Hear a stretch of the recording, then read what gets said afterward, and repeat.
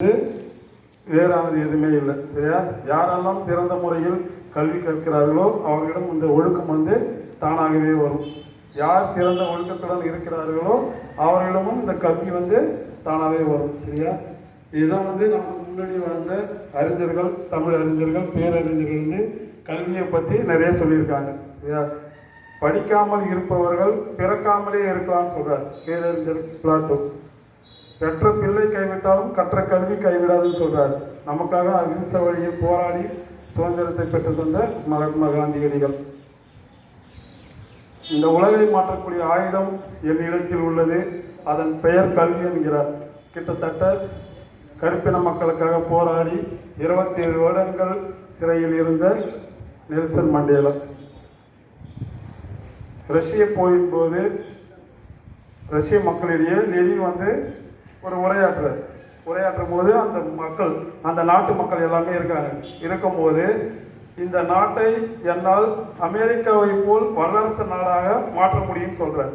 அதுக்கு அந்த கூட்டத்தில் இருந்த ஒரு வயதானவர் கேட்கிறார், சார் நாங்கள் என்ன பண்ணணும் அப்படின்னு சொல்றார். அதுக்கு படியுங்க அப்படின்னு சொல்றார் லெனின். மறுபடியும் ஒரு மாணவர் கேட்கிறாரு, சார் நாங்கள் என்ன பண்ணணும், இந்த நாட்டை வளர்ச்சி அடையிறதுக்கு நாங்கள் என்ன பண்ணணும்னு சொல்றாரு. அதுக்கும் அவர் படியுங்களே சொல்றார். மறுபடியும் ஒரு பெண் மாணவி கேட்குறாங்க, சார் நான் என்ன பண்ணணும் அப்படின்னு சொல்றாரு. அதுக்கும் படின்னு சொல்றாரு. ஏன் அவர் அப்படி சொன்னாருன்னு பார்த்தீங்கன்னா, யாரெல்லாம் இன்று தலை குனிந்து புத்தகத்தை படிக்கின்றனரோ அவர்களெல்லாம் நாளை இந்த உலகமே வியந்து பார்க்கக்கூடிய அளவுக்கு முன்னேற்றம் அடைய முடியும் அப்படின்னு சொல்றது தான் அவர் அப்படி சொல்றாரு. சரியா? இதையும் தாண்டி பாரதிதாசன் கடைசியாக சொல்லிடுறான். பாரதிதாசன் சொல்றாரு, எல்லா நலமும் ஈண்டிடும் கல்வி இல்லா வீடு இருண்ட வீடு என்க, படிப்பிலா நிறைந்த குடும்பம் நரம்பிலே துடிப்பினால் நிறைந்த சுடுகாடு என்க, அறிவே கல்வியாம் அறிவியலா குடும்பம் நெருங்கி ஆனால் நின்ற படிப்பின்னு சொல்றாரு. அதுக்கு என்ன அர்த்தம் பார்த்தீங்கன்னா, இந்த கல்வி எல்லா நலமும் நமக்கு கொடுக்கும்.